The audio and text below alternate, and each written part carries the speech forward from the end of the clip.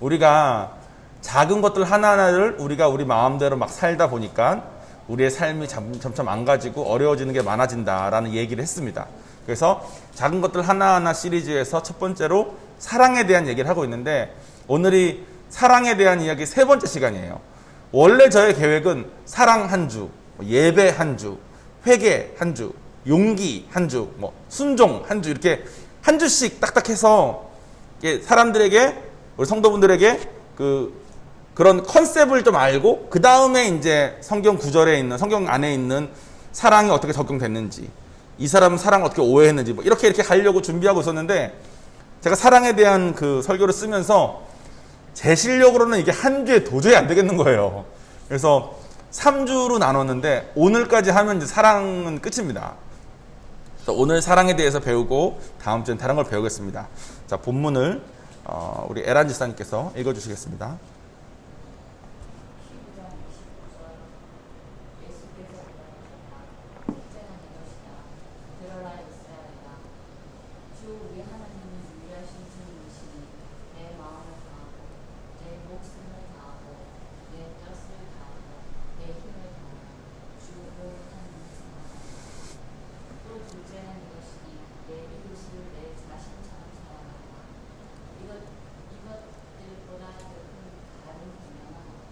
아멘. 오늘은 이웃을 사랑하는 것에 대해서 얘기하겠습니다. 저는 군자녀였어요. 아버지가 군인이셨습니다. 태어났을 때가 아버지가 소령대이셨고, 제가 미국으로 갈 때까지도 아버지는 군인이셨던 것 같아요. 군인이셨기 때문에 저는 한국에서 사는 내내를 이제 군 자녀로만 있다가 갔습니다. 네. 군인들은 보직마다 좀 틀리지만, 저희 아버지 보직 같은 경우는 1년에 한 번씩 이사를 갔어야 됐어요. 되도록 많은 지역에서 많은 경험을 쌓아야지 더 나은 군인이 될 거라는 그런 식으로 저는 이해하고 있습니다. 그 말은 제가 초등학교를 6군데 다녔다는 뜻이죠. 초등학교를 6군데 다니고, 중학교를 2군데 다녔습니다. 고등학교도 2군데서 다녔습니다.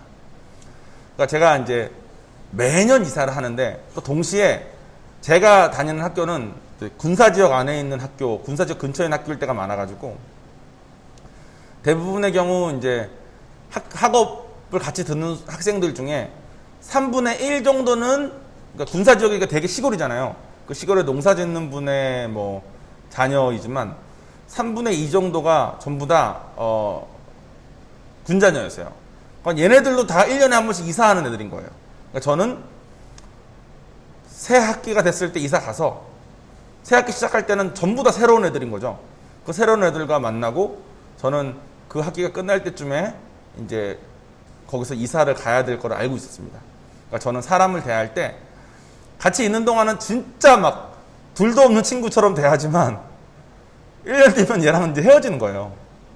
처음에는 막 속상하고 그랬던 것 같은데, 그게 조금 지나면서 되게 무덤덤해지고, 그러다가 이제 서울 같은데 아버지가 근무하실 때 돼서 서울에 있을 때는 시골이 아니니까 서울 애들이랑 정말 막 둘도 없는 친구처럼 지내다가, 서울 아이들이 제가 떠날 때 막 슬퍼하는 거 보면서 저는 얘네들이 왜 이렇게 슬퍼하지? 이렇게 어색했던 것도 같습니다. 그러니까 저는 이제 가족만 가족이고, 가족이 아닌 모든 사람은 저에게 있어서 1년 동안 같이 있는 동안은 잘 지내지만, 같이 있다가 떨어지면은 연락하기도 굳이 어렵고 이런 사람들을 생각을 했던 것 같아요. 그러다가 성인이 되고 나니까 저는 가뜩이나 사람하고 깊은 관계를 잘 못 맺는 식으로 이렇게 살아왔는데, 성인이 되고 나니까 예전에 이제 순수함마저 좀 없어지지 않습니까? 그러니까 이제 계급제처럼 느껴지는 거예요.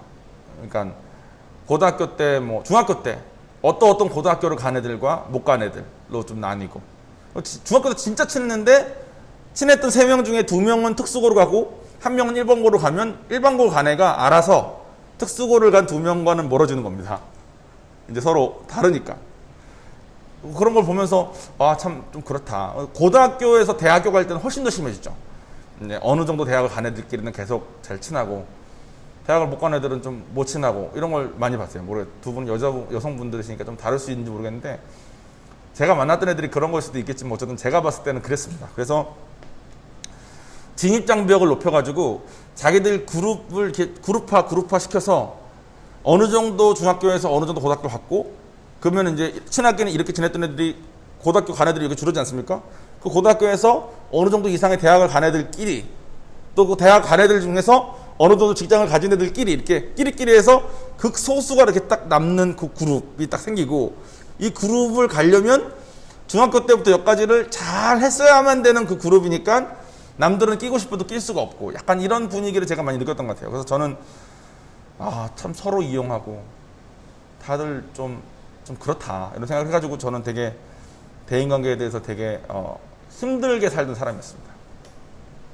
이런 생각을 했어요. 그냥 고슴도치의 사랑처럼 서로 혼자 있으면 외로운데 가까이 붙자니 걸리는 게 너무 많은 거예요. 학벌도 걸리고 배경도 걸리고 성격도 걸리고 뭐도 걸리고, 그러니까 혼자 있는 건 외로운데 찔리지 않는 어느 정도 선에서만 가까이 해가지고 이렇게 친하게 지내는 그런 느낌 제가 많이 받았습니다. 여러분들은 저랑 두 분 다 표정이 전혀 나는 아닌데 라는 표정에서 제가 좀 당황스럽긴 한데 비슷하죠? 그죠? 저는 솔직히 원래 군자녀여서 대인관계가 약하지만 어른 되면서는 훨씬 더 약해졌던 것 같아요. 우리가 다 저만 그렇지 않고 다 그렇다는 거는 우리가 다 죄인이어서 그렇습니다. 우리가 다 이기적이고 우리가 다 계산적이고 또 그렇게 이기적으로 계산적으로 살아온 우리의 성품 때문에 우리는 손해보면 난리 나고 억울한 일이 생기면 난리 나는 성품을 가지고 있습니다. 특히 한국 사람들은 의견을 내지 않고 자기의 목숨을 내놓는다는 말을 하더라고요. 그래서 나의 의견을 누군가가 반하여 다른 의견을 내면 자기의 목숨이 건드려졌다는 생각을 가지고 목숨을 걸고 싸운다는 얘기를 했어요. 근데 제가 정말 그런 사람이었거든요. 생각해보면 상대방보다 내 의견이 더 중요한 겁니다. 상대방이라는 인격보다 제 의견이 더 중요한 삶을 제가 살았던 것 같아요.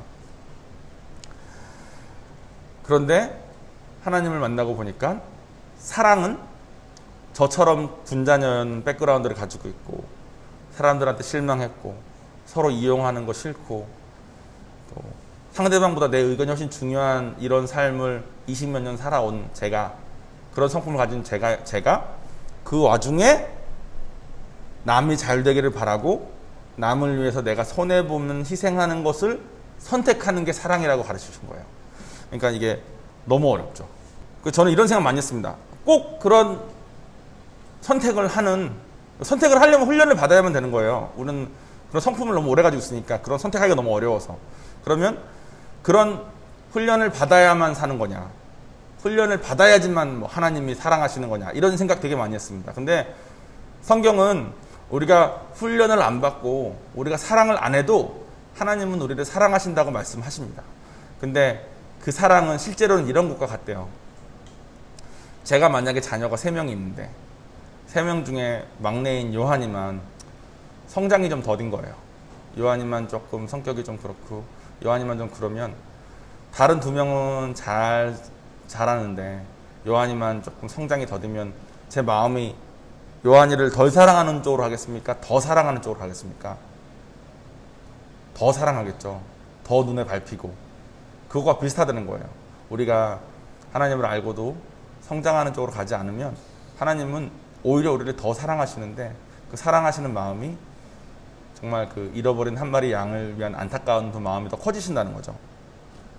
하나님은 군자녀인 제가 그 백그라운드 때문에 고립된 채 세상에서 외롭게 살면서 그냥 그렇게, 제가 아마 성경을 안 만났으면 결혼한 다음에 와이프랑 관계도 제대로 못 맺었을 것 같아요.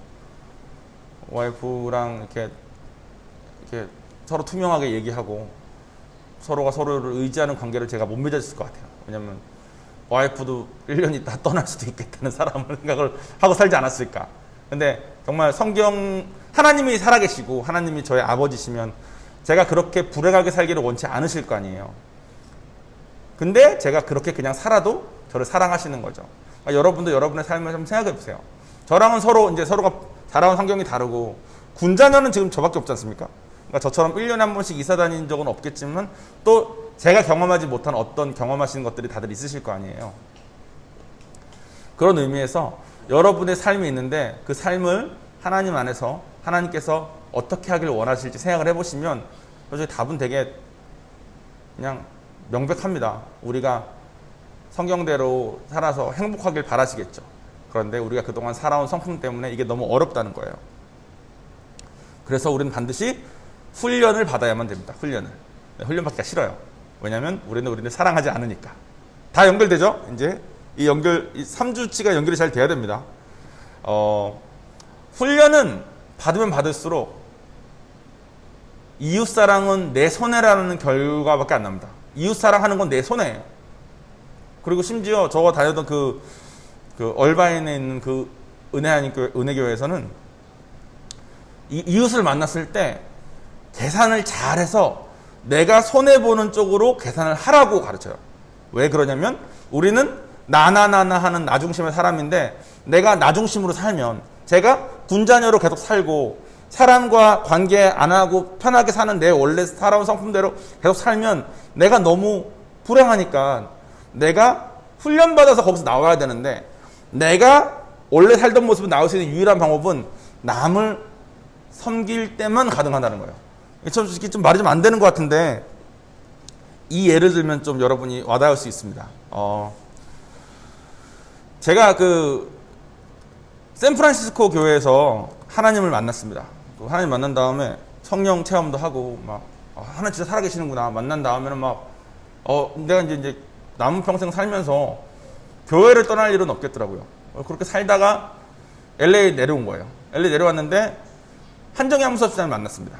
한정희 사무사님이 저를 대하는 게 각별하신 거예요. 그리고 막 연락 계속 주시고 저는 속으로 이런 생각했습니다.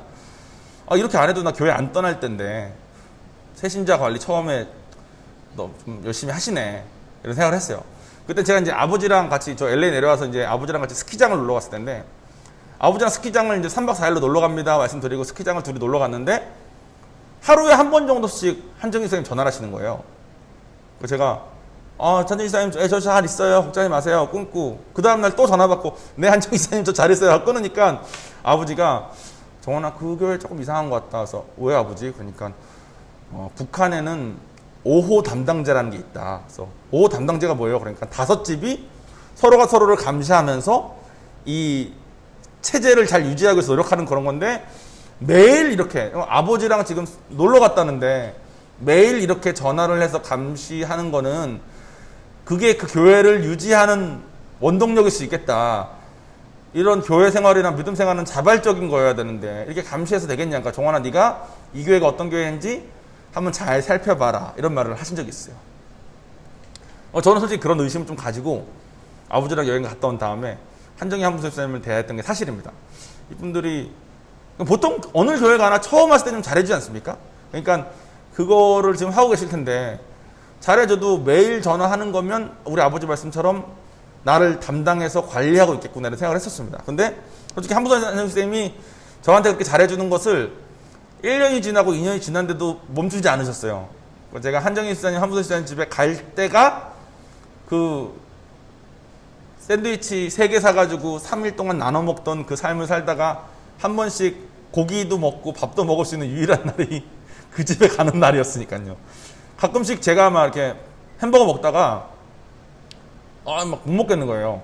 더 이상. 그래서 몸을 좀 보신해야 될 것 같아. 몸을 좀 잘 먹어야 될 것 같아.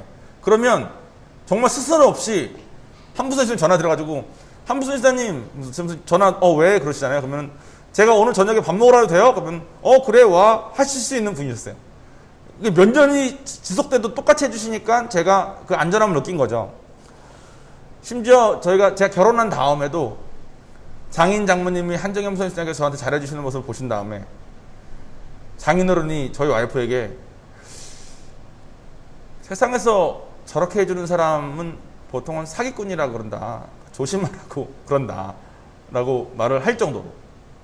근데 지금도 잘해주십니다. 지금도 저랑 와이프가 이제 미국에 관련해서 궁금한 게 있거나 해서 전화하면 지금도 저 처음에 5호 담당제 오해했을 때랑 비슷하게 잘해주세요. 지금도 저희 장인어른이 사기꾼이라고 조심하라고 했을 때처럼 잘해주세요. 사기꾼 사기 안 치면서 계속 잘해주세요. 보통은 잘해준다면 사기를 치지 않습니까? 근데 그거 없이. 근데 나중에 보니까 한부선 한정희 지사님이 원래 그렇게 남들한테 잘해주는 사람만은 아니었다는 거예요. 그 두 분도 그 두 분이 가지고 계신 살면서 생긴 성품이 있고 그 성품 중에 남이 잘 되기를 바라고 남이 잘 되기를 위해서 자기가 희생하는 것을 부지런히 선택하시면서 오셨다는 거야. 그래서 그분들도 계속 훈련 받으면서 지금은 초창기 저 만났을 때보다는 훨씬 더.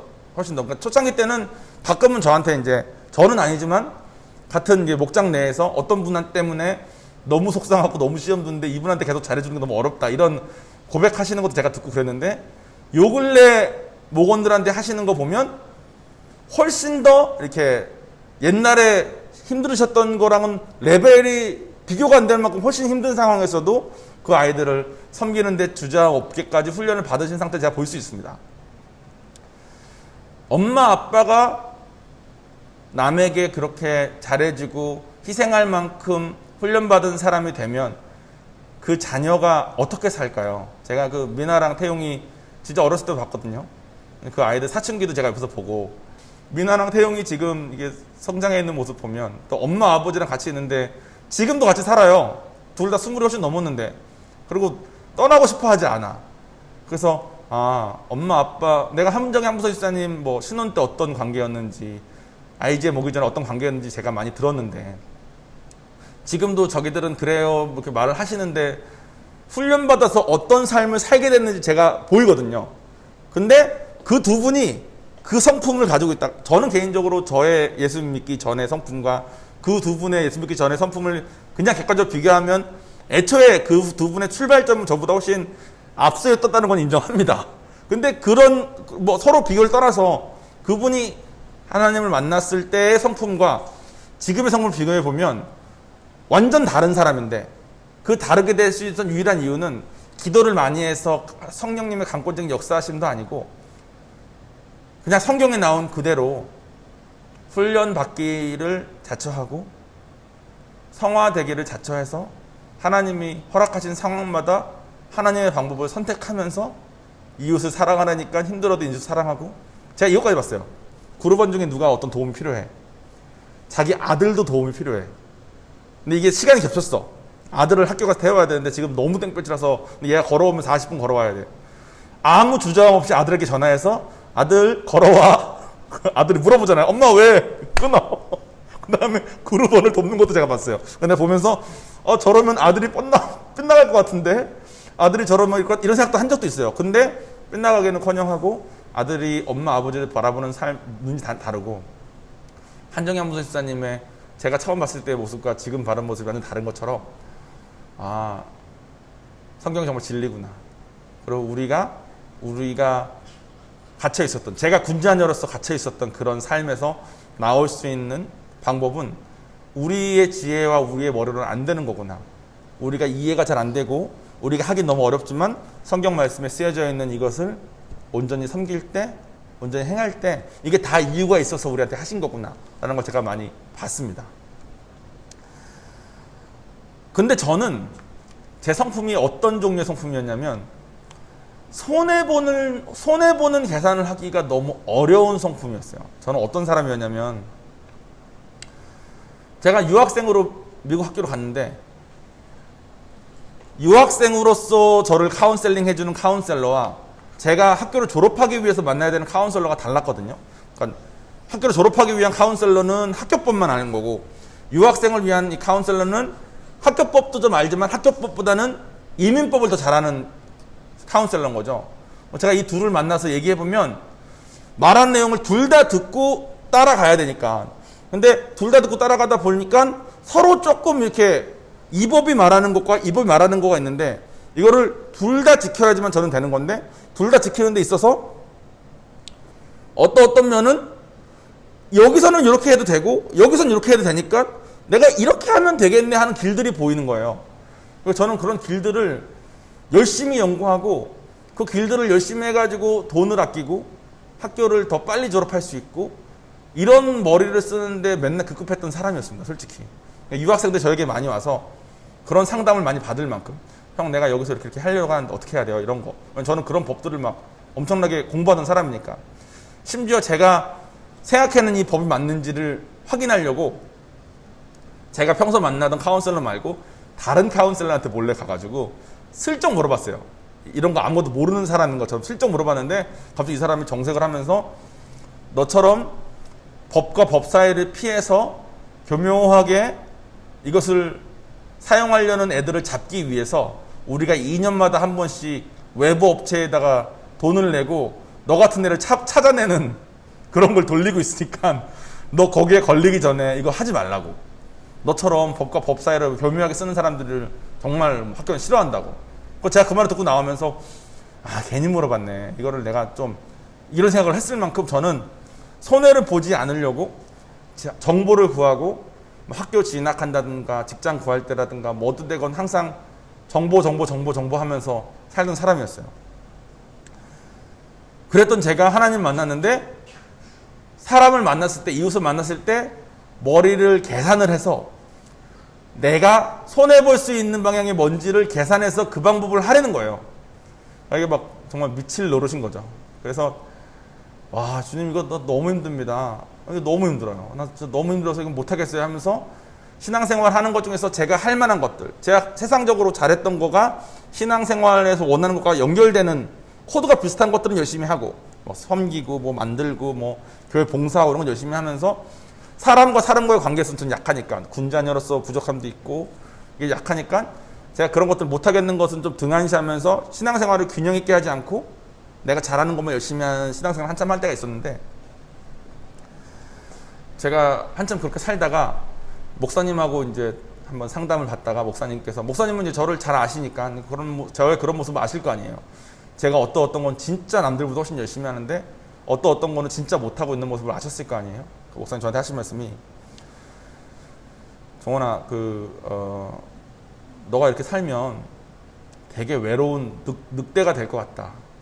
근데 정원이 너가 하나님대로 잘 살면 밀림의 사자가 될 수 있다.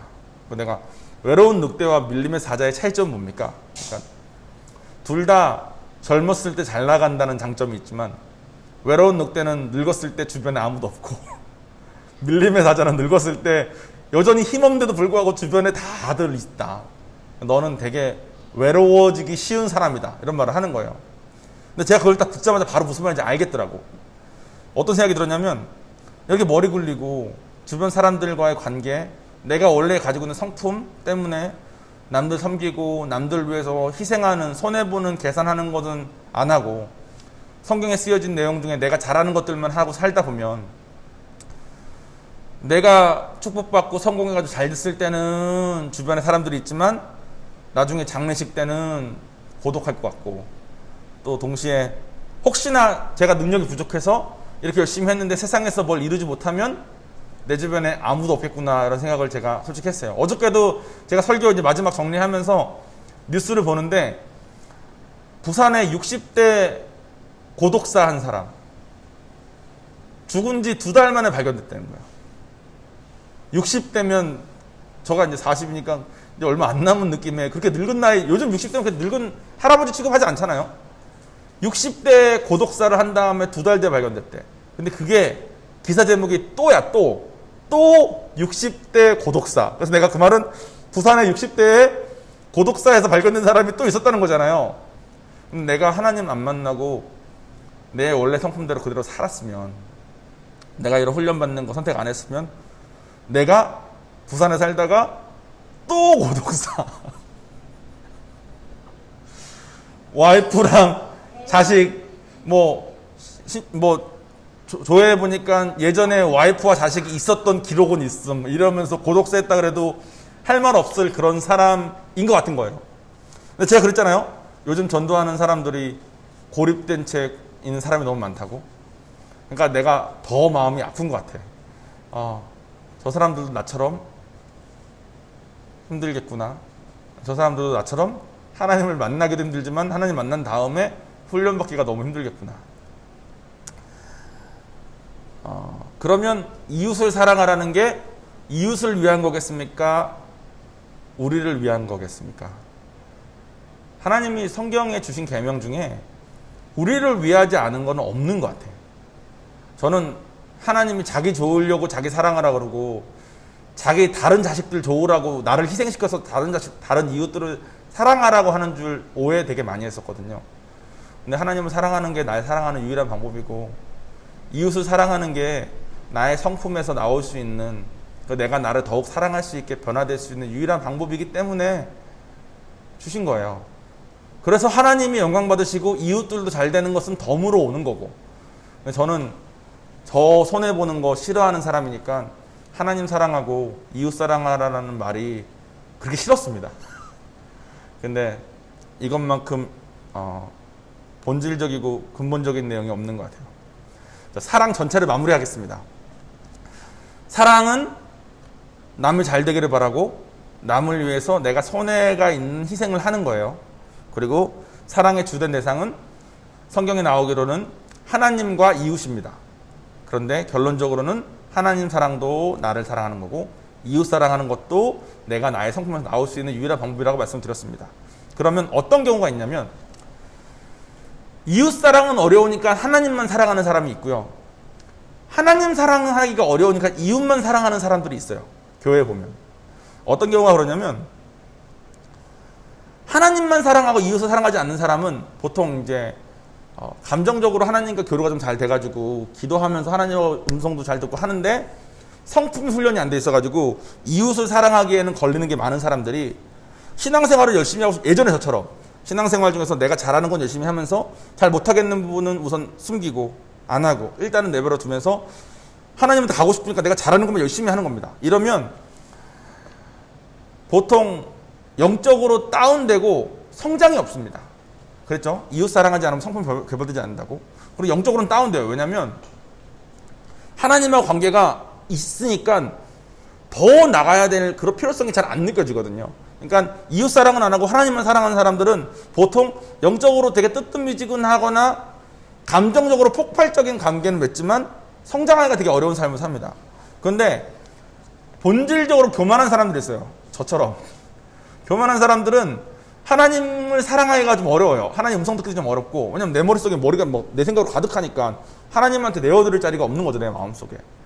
그런 사람들은 성경에 있는 내용 중에서 차라리 봉사하고 섬기는 게 편한 사람이 있을 때도 있어요. 그런 사람들은 하나님을 사랑하는 거 없이 이웃 사랑하고 혹은 이웃 사랑이나 교회 봉사하는 거 열심히 하는 사람들이 있습니다. 그런 사람들은 쉽게 교만해지고 쉽게 번아웃 돼요. 그래서 여러분들은 반드시 하나님 사랑하는 것과 이웃 사랑하는 것을 같이 해야 돼, 같이. 아마 하시다 보면 둘 중에 하나는 편하고 하나는 약할 수 있어요. 근데 같이 해야 돼. 같이 하지 않으면, 그러니까 이웃을 사랑하면서 하나님을 사랑하면서 나의 가치를 다시 보고 그 나를 사랑하게 된 마음으로 이웃을 사랑하다 보면 힘든 일이 옵니다. 당연히 힘들죠. 우리는 훈련 아직 안 받았으니까. 마라톤을 뛰고 싶은데 100m부터 뛰어야지 마라톤을 갈 거 아니에요. 100m 뛰었는데 400m 갑자기 뛰어야 되는 상황을 만났어. 그럼 어렵잖아요. 그러면 다시 하나님을 사랑해서 나의 가치를 다시 보고 충전받고 사랑하고, 이거를 계속 이렇게 선순환처럼 두 개가 동시에 돌아가지 않으면, 저도 이거 둘 다 같이 하지 않고 내가 편한 것만 죽어라 하다가 한 10년 정도 신앙생활 그냥 날린 것 같은 느낌이 들거든요. 물론 하나의 입장에서는 또 그 나름의 계획이 있으셨겠지만, 여러분들은 사랑이라고 생각할 때는 반드시 상대방이 잘 되길 바라는 것과 희생을 동반한다는 걸 명심하시면서 하나님이 잘 되기를 바라고 하나님을 위해서 희생하는 것과 이웃이 잘 되길 바라고 이웃을 위해서 희생하는 것을 같이 하셔서 균형감 있고 한쪽으로 치우치지 않는 신앙생활을 하셨으면 좋겠습니다. 자, 그러면 사랑 얘기는 오늘 마무리하고 우리 같이 기도할게요.